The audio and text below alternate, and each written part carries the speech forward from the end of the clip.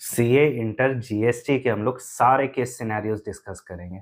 अब इसमें ऑब्जेक्टिव क्या रहेगा, सॉल्व करने के साथ साथ हम लोग सारे प्रोविजंस भी रिवाइज कर लेंगे ताकि आपके जीएसटी का रिवीजन भी हो जाए साथ साथ। मतलब मेजर एरियाज हम लोग जीएसटी में सब टच कर लेंगे कॉन्सेप्ट और सेक्शंस के साथ। आइए स्टार्ट करते हैं। सबसे पहले केस सिनेरियो 1 है। इसमें देखिए, मिस्टर पशुपति रजिस्टर्ड टैक्स पे जो जो इंपॉर्टेंट वर्ड्स रहेंगे हम लोग अंडरलाइन कर लेते हैं। Mister Pashupati registered tax pair काम आएगा। Under GST is engage in trading में भी काम आए, और various type of consumer goods काम आ जाएगा। His turnover in preceding financial year was below the threshold limit. क्या ये लाइन काम आएगा? हाँ, हम लोगों ने सर कई बार पढ़ा है ये लाइन। कहाँ पे? आरसीएम में कहीं ना कहीं जरूर पढ़ा है। प्रीसीडिंग फाइनेंशियल ईयर में turnover was below the threshold limit, liable for registration. During the month of April in the current year, he availed the following services: GTA service from XYZ Transport. अब इसमें GST was charged 5% and GTA did not opt to pay the tax itself. अगर GST 5% charge है GTA में तो क्या है? वो RCM है, यानी ये रिवर्स चार्ज मैकेनिज्म है। तो अब यहाँ पे रिवर्स चार्ज मैकेनिज्म किस पे लगता है GTA के केस में, हम लोग एक बार रिवाइज कर लेते हैं। चैप्टर 3 चार्ज ऑफ जीएसटी में आते हैं। ये देखो, आरसीएम जीटीए के केस में लगता है इन सबों पे। अब आरसीएम के केस में क्या होता है, आप पैसा देते हैं तो आप पैसा किससे लेके देंगे? बाप से।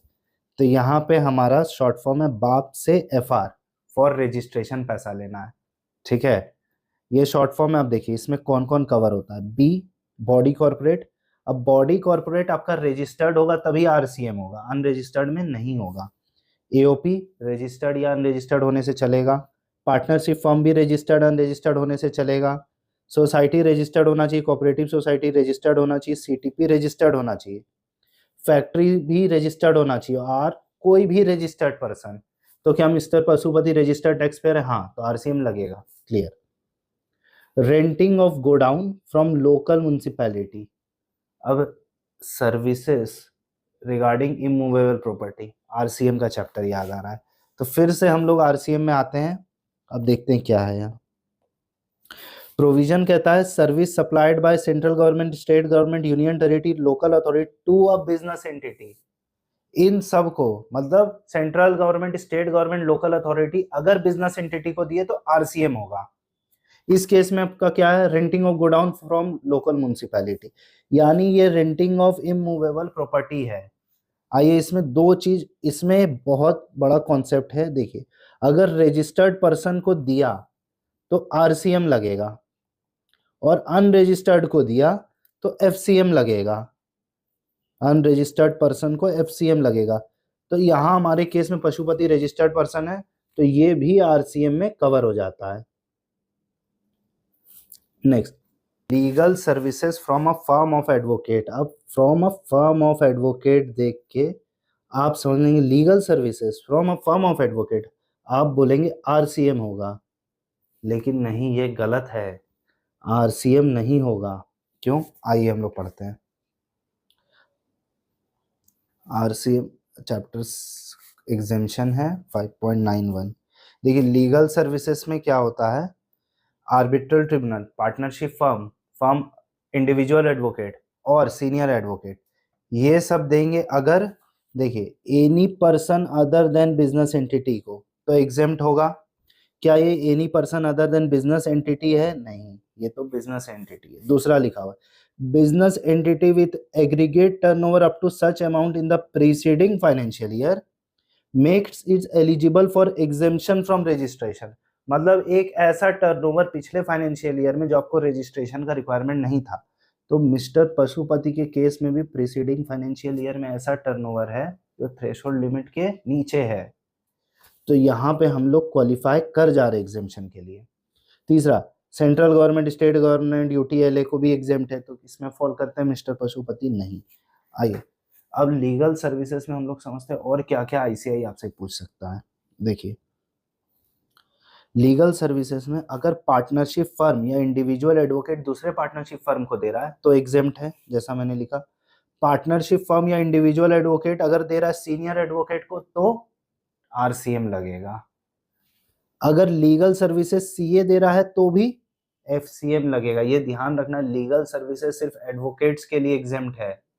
अगर सीए दे रहा है किसी को भी तो फॉरवर्ड चार्ज लगेगा, ठीक है। ये भी ध्यान रखना है, कई बार दूसरे प्रोफेशनल्स को डाल के पूछ देता है आरसीएम लगेगा एग्जेम्प्ट लगेगा, क्या होगा आपको ध्यान रखना है, उस केस में फॉरवर्ड चार्ज हो जाएगा। अब दूसरा, क्या सीनियर एडवोकेट देगा पार्टनरशिप फर्म को तब क्या होगा, तब भी आरसीएम लग जाएगा।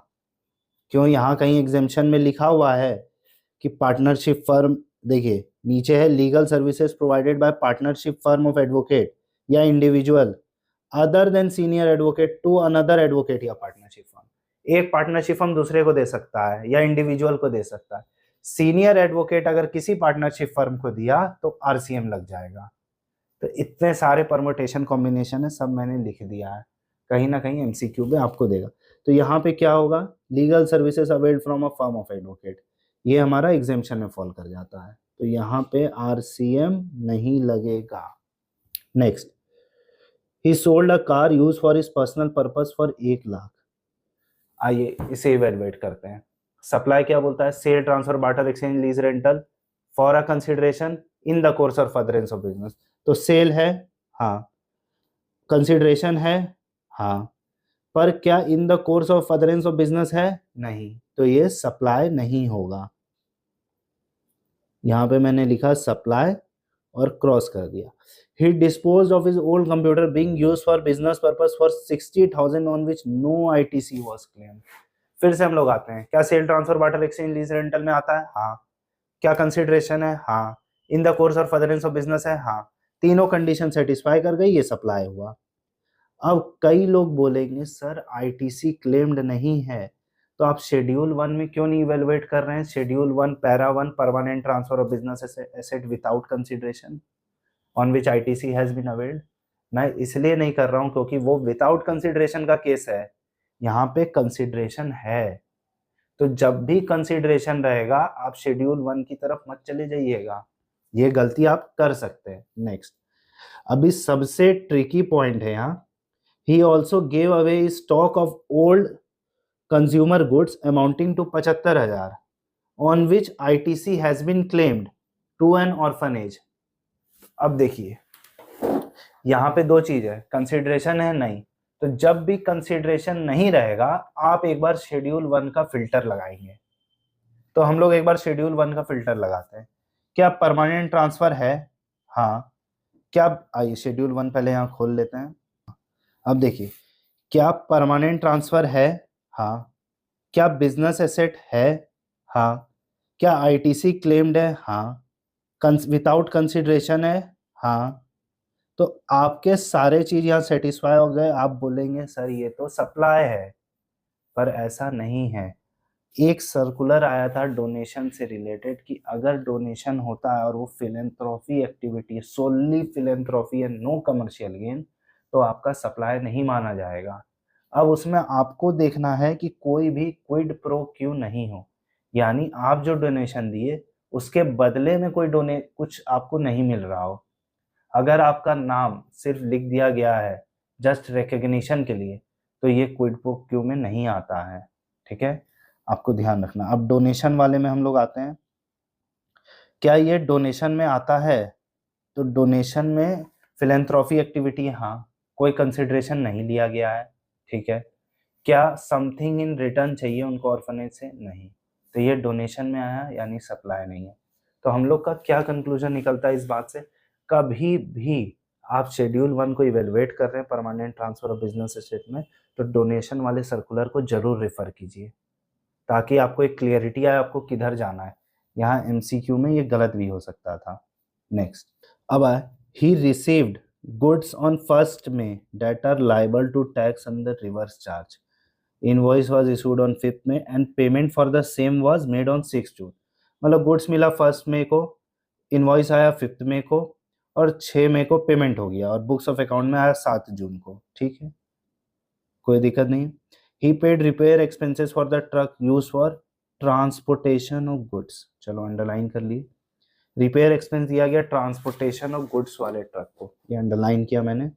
ही अरेंज फॉर केटरिंग, ठीक है, workers for the worker on labour day function, ठीक है, कोई दिक्कत नहीं, उस पर जीएसटी कंपोनेंट 15,000 था। ही रिसीव्ड फर्स्ट लॉट, ये वर्ड भी, जो जो वर्ड हमें सुना सुना लगा है अपने पढ़ते टाइम वो सब अंडरलाइन कर लीजिए, सब आपको काम आएगा। तो he received first lot of certain goods, ठीक है। All the amount given above are exclusive of taxes where applicable. All the supplies referred above are intra-state unless and until specified otherwise. Condition necessary for claiming ITC has been fulfilled. ठीक है. Based on the above given information, choose the most appropriate. सबसे पहले बोला गया है time of supply of goods received by mister Pashupati. तो time of supply reverse charge mechanism में क्या बोलता है, एक बार हम लोग रिवाइज करते हैं। Shall be the date earliest of receipt of goods और पेमेंट और debit in the bank account, या इनवॉइस इशू करने के 30 दिन के अंदर। आइए हम लोग प्रोविजन एक बार रीड करते हैं। 6.8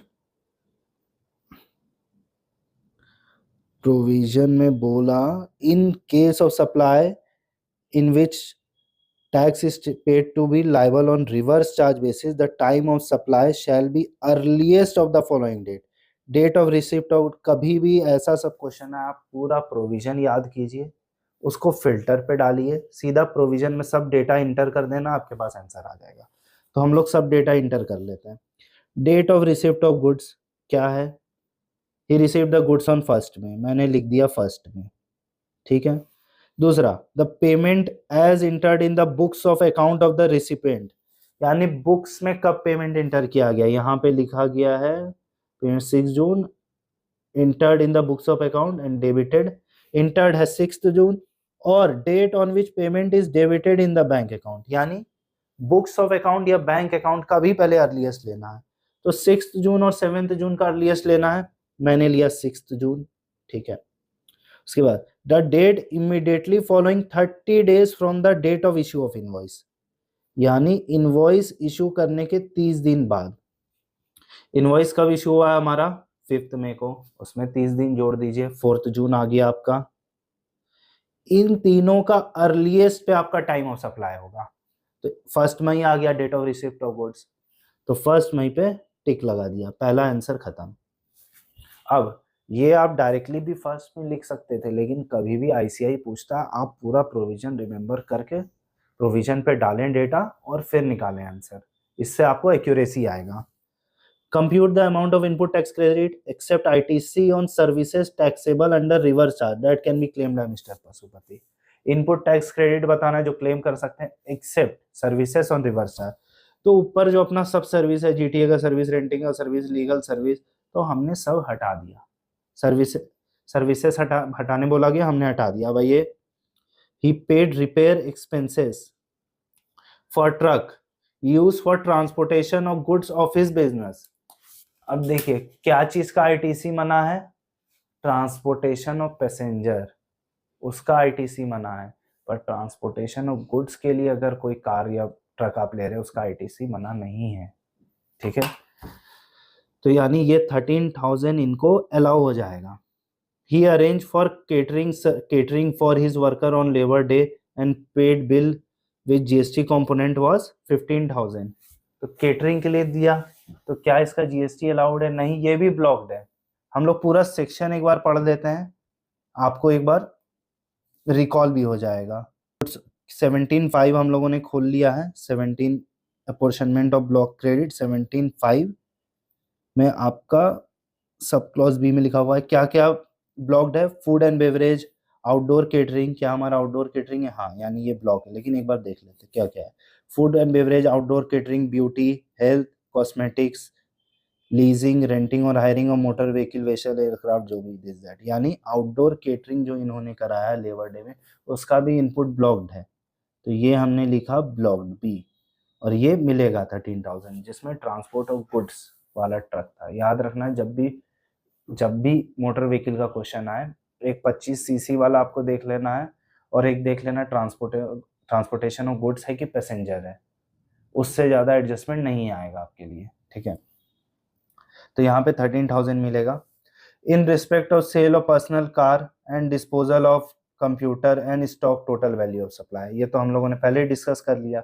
सेल ऑफ पर्सनल कार नहीं है, सप्लाई खत्म। डिस्पोजल ऑफ कंप्यूटर सप्लाई है और स्टॉक ऑफ गुड सप्लाई नहीं है क्योंकि डोनेशन था। तो डिस्पोजल ऑफ कंप्यूटर 60,000 का था, 60,000। Next, determine the value of services availed by mister Pashupati which are taxable under reverse charge mechanism. सबसे इंपॉर्टेंट क्वेश्चन।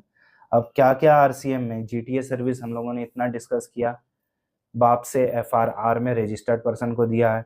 उसके बाद रहा रेंटिंग ऑफ गोडाउन, ये भी आ गया आरसीएम में। क्यों? Renting of immovable property registered person को दिया तो आरसीएम। तो 40,000 प्लस 35,000 75,000 रहा। ये चारों आपका आंसर रहा। Thank you very much. ऐसे ही कनेक्टेड रही, हम लोग सारे कॉन्सेप्ट रिवाइज करेंगे ताकि एक एक प्रोविजन आपका रिवाइज हो जाए साथ साथ। Thank you.